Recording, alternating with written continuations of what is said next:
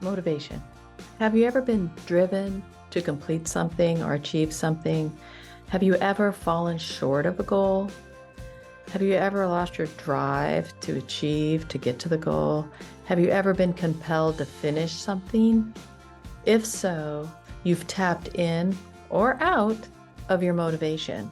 Motivation helps you meet your goals, but what is it and where does it come from? And how do you tap into your motivation and how do you use it to the best of your ability in order to achieve things you want in life? This is the You Don't Know Me podcast, and I'm Juliana J. And today we're talking about motivation. People say there are two types of motivation. Intrinsic, which is internal motivation, which can be something like solving a hard puzzle gives you satisfaction, learning something, growing as a person.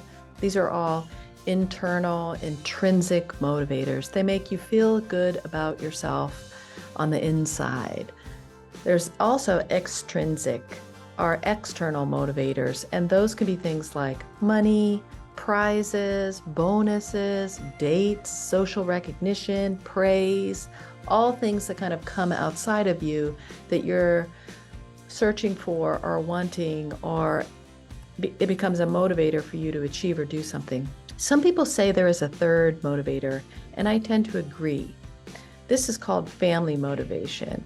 When you are not motivated necessarily by intrinsic ideas, but because it benefits your family to do so. And something like that might be paying the rent, having a job so you can pay the rent, or to put someone in private school, or to buy a home because it's a place that you want to raise a family or something like that, or you do certain things and achieve certain goals for your partner or your family in some way. This is all about the driving force towards a goal. The driving force is your motivation.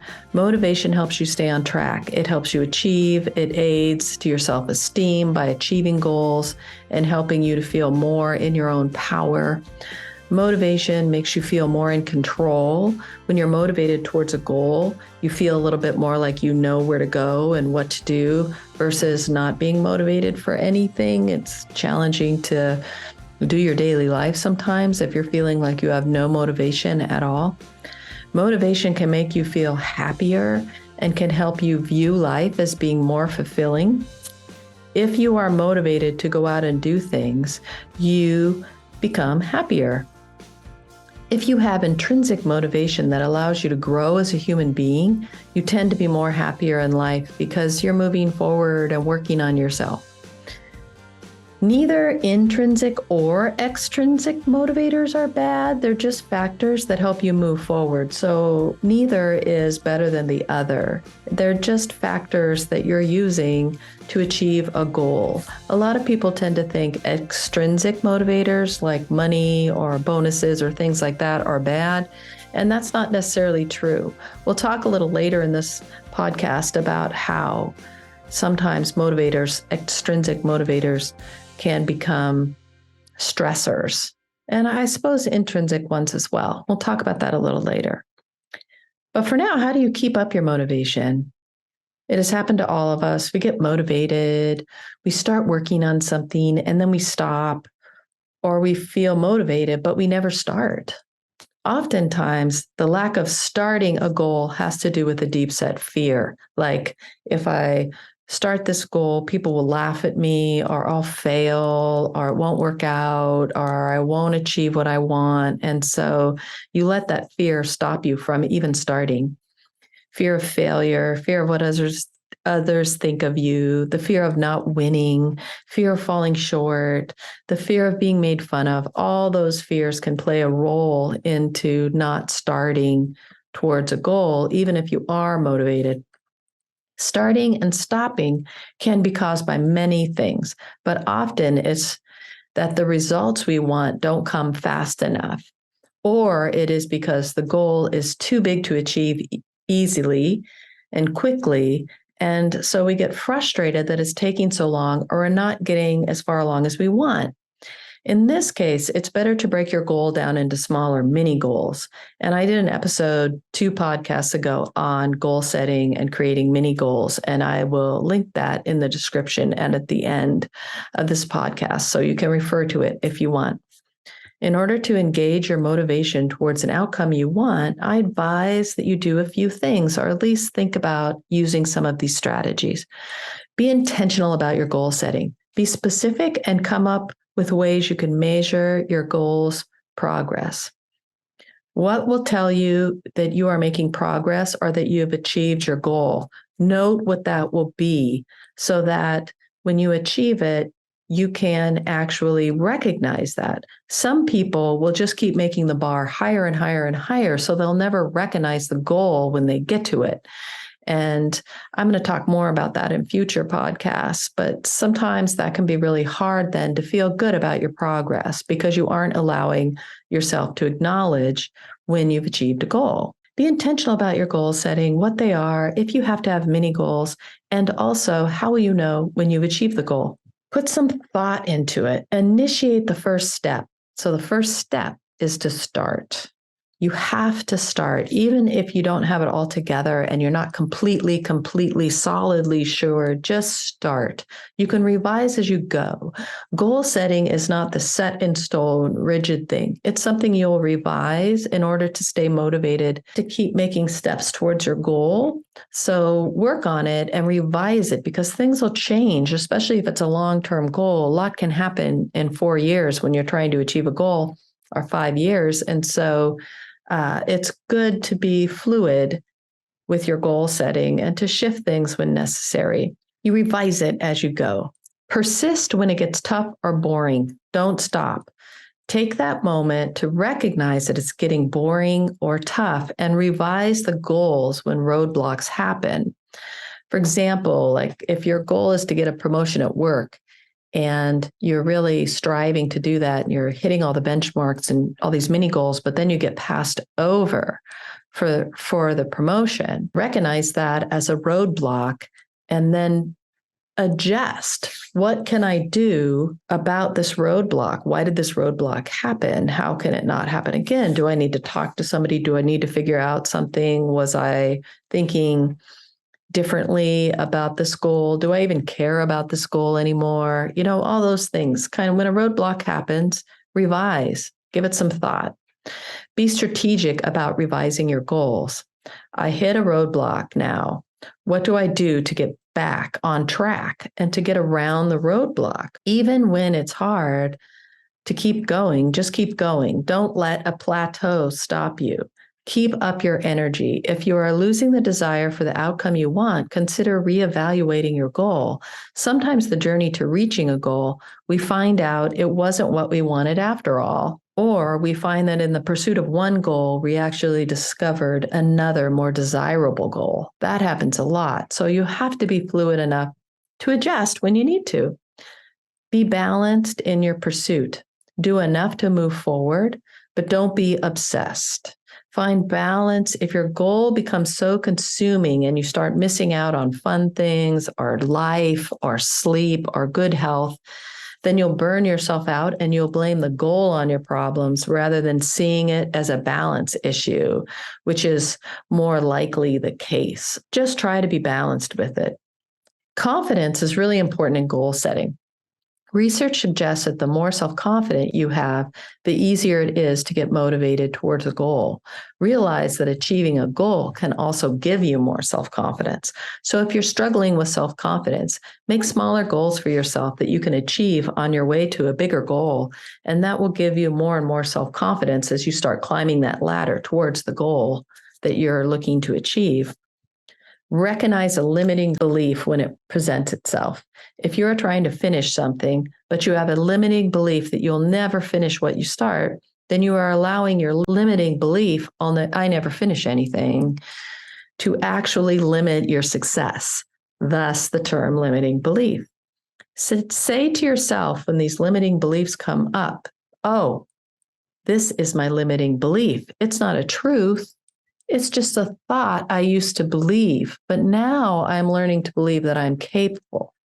I think I'm capable, and move beyond that. Recognize the limiting beliefs when it happens. This is really hard. It's a process. It'll take some time to get used to doing that. And some limiting beliefs you just don't want to recognize at first. And so you might work with it for quite a while before you actually acknowledge that you have a limiting belief in one thing or another. Keep your goals fun. Interject some fun with each goal, whether it be a social component or a reward when you achieve a goal. Keep it playful and fun. Revise and don't be rigid. Rewards are good when keeping yourself on track. If you have set smaller mini goals towards a large goal, come up with rewards for each time you complete a mini goal. It helps you stay motivated, as the reward is kind of an intrinsic motivator, and you can set little things for yourself in that regard and write it down in your goals list and what your motivating factors are. Write down, like, what are your rewards when you hit each goal? What can kill motivation?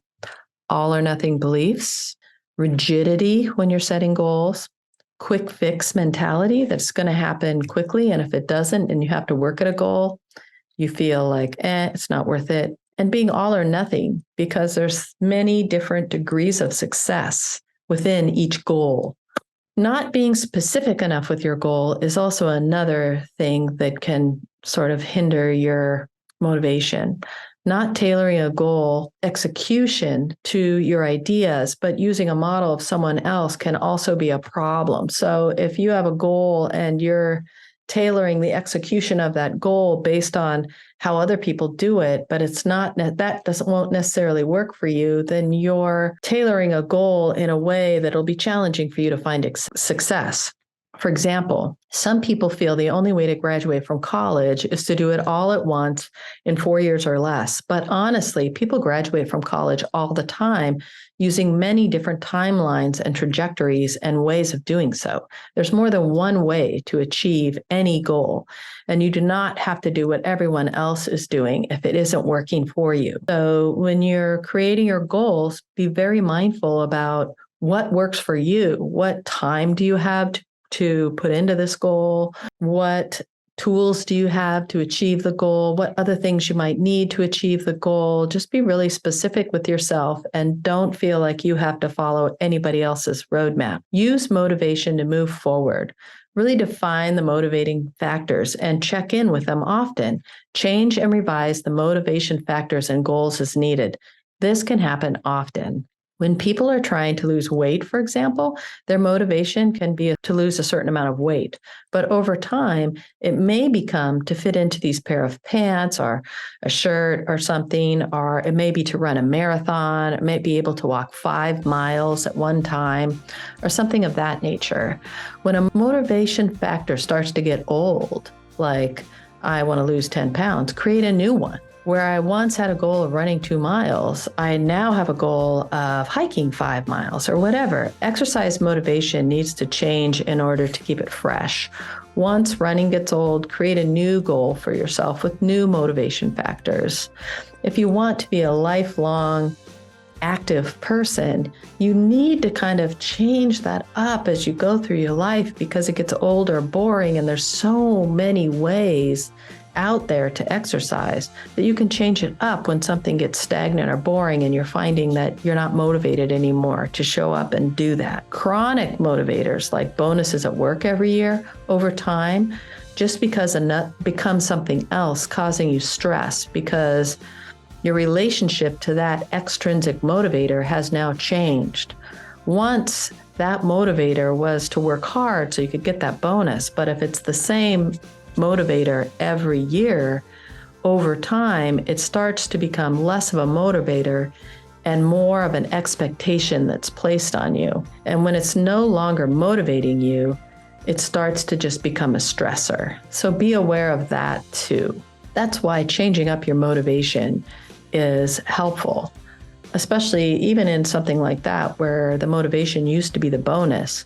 The motivation now can be for a promotion or to achieve a project you're doing at work within a certain time frame or something like that. Change up the motivators. Journal your motivations. Understand what works for you Is it outside factor or an internal factor or both? Is your motivation based on the well-being of your family or yourself or both? Do rewards work for you or not? Experiment to keep your motivation fresh. So here's the takeaways.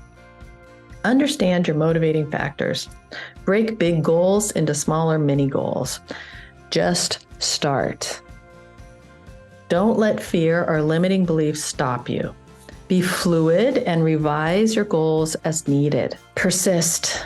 Make new goals. Overturn roadblocks. Get creative. Be strategic. Revise your motivators. Find balance so you're not too crazed with any goal you're trying to achieve. Bring joy and fun to your goals. Consider rewards along the way.